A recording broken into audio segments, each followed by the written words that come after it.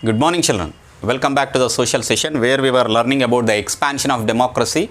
The struggle for democracy we have seen in countries like Burma and Libya. And we moved on to understand the social background of these two countries where the people were striving or struggling to establish a democratic government. And later, we moved on to understand even the history behind the democracy. Is the democracy same in all the countries? No. So they have customized the features of the democracy which are suited to their needs. And during the 20th century, there was another form of political system came up into bearing, which is known as the communist system, children. Yesterday, I was introducing to you regarding the communist system. जो 17th century में the political form which has emerged was a democratic system, but in 20th century a new form of a political system has evoluted, that is a communist system. What is this communist system? Communists believed that parliamentary democracy of the type that is practiced in England only helped the rich capitalists to control the country and could not represent the real interest of the poor working people. So communist means the people who believe in the ideology of communism are called as a communist. So what they have believed that the democracy which has been in practice in England helped only for the rich people, rich capitalist in the people, capitalist in the sense the people who own all the natural resources, who own the factors of production are called as a capitalist. So it helped only for those people, but there was no role for the poor working class. And this communist political form has more importance for these poor working class people. They believed that this was possible only through the establishment of the dictatorship of the proletariat. That is nothing but are the workers. The proletariat class, in the sense the workers class, when they come to power and they control all the natural resources of the country, this can be possible, they believed it. And this dictatorship also needed to ensure that the rich and the powerful landlords and capitalists did not get any power or opportunity to pursue their policies. So a kind of dictatorship they are recommending, the communist is recommending.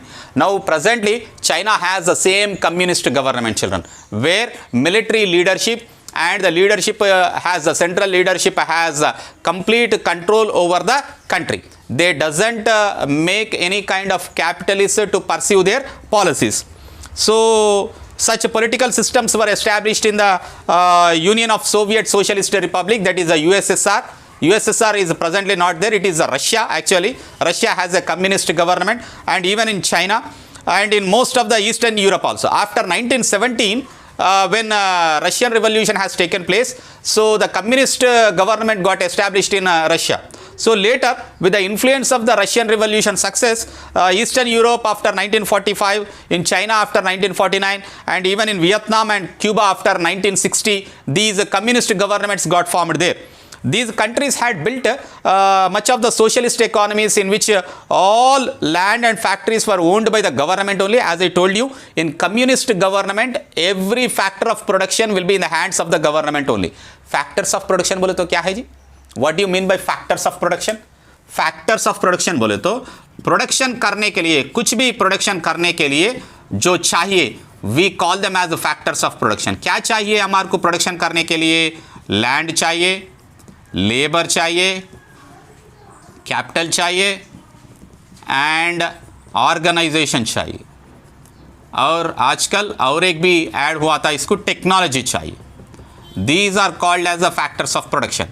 When these factors of production are in the hands of the government will decide what to be produced and what should not be produced.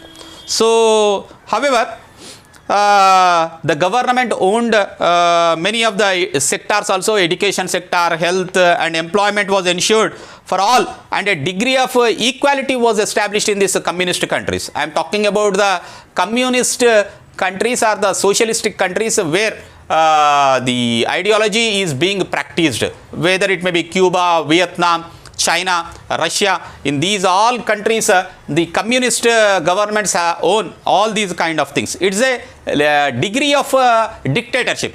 Sir क्या difference है sir, Libya में भी पूरे factors of production government के पास ही था, वो military ruler के पास था, आरसीसी के पास, और बर्मा में भी पूरा रिसोर्सेज जो था वो गवर्नमेंट के पास ही था. So what is the difference between this dictatorship and the communist sir? The difference is here the entire power lies in the hands of the poor proletariat, that is the working class people. So that is the only difference. And however these countries did not allow multi party system. जैसे India में बहुत सारे party रहते हैं, एक आपको like नहीं हुआ तो दूसरे पार्टी को आप वोट देख सकते हैं, मगर इधर जो है मल्टी पार्टी सिस्टम नहीं रहती, एक ही पार्टी रहती, you have to vote for it, that's it. And one party usually ruled for several decades, like CCP, Chinese Communist party जो है अभी पिछले 60 ईयर्स से उधर वही रूल कर रहे हैं. 1949 से लेके अभी तक वही पार्टी पावर में है, CCP, that is Chinese Communist Party. They generally don't allow the opposition parties to survive there. And they also established state control over media. Media also should not write anything against to the government. What I wanted to tell is, it is same like dictatorship, where there is a restriction, where there are restrictions against to the media also, and they did not allow people also to freely form associations and opposed government policies. In short, they did not allow open criticism of the government policies also, and attempts any change in the government. Thus, even though they claim to be working attempts in the interest of the poorest people, they bring about a genuine democracy for the poor people, and they end up curtailing the freedom of the people.